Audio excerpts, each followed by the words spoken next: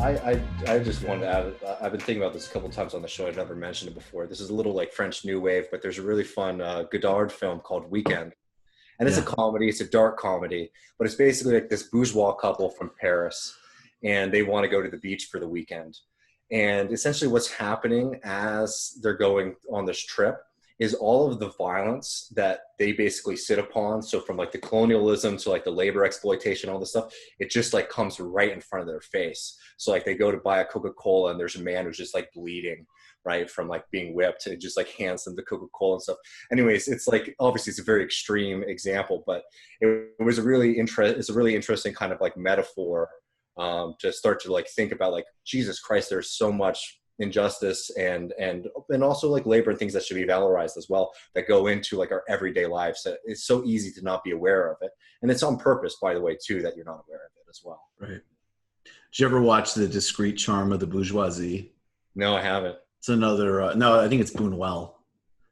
That's another extremely, like, it's not French. I don't remember. I think he's Spanish. Spanish, I think, yeah. Yeah, Buñuel. I watched that years ago, but it's like, it's so bizarre.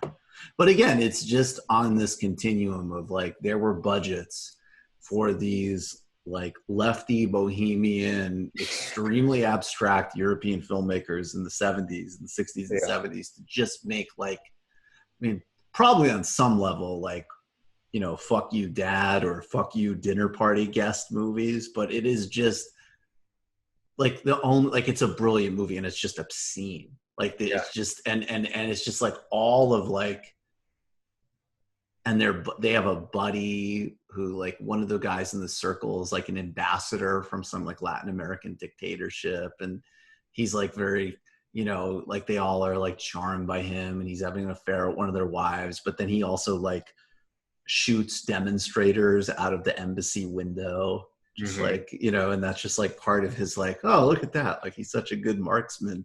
It's such a, these movies are worth watching. You know, they definitely, like, some of those are really, they can really change your perspective, even if you think that you're already, you know, radical or left wing. Yeah, not quite 60s Spanish film, but I was watching Bar Rescue this weekend.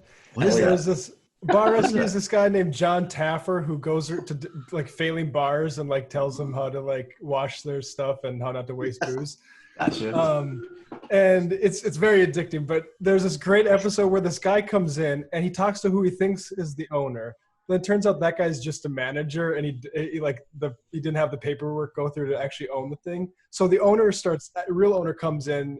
Anyway, it devolves into the guy who thought originally was the owner having to compete with like the workers' choice for manager to be the manager. And so he goes from owner to manager to losing his job. He's the only person I've seen fired on that show. And it was just amazing because this guy emerged. It was like this volleyball bar in like Tucson.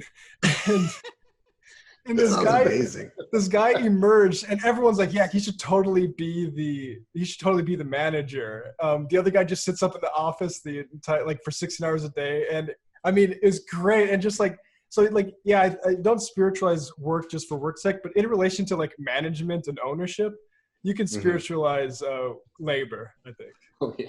Spiritualize plenty. You just watched a Michael Brooks show video. Subscribe to get them all. Why wouldn't you? Don't be foolish. Click subscribe below and become a patron as well. Patreon.com/TMBS. Thanks, everybody.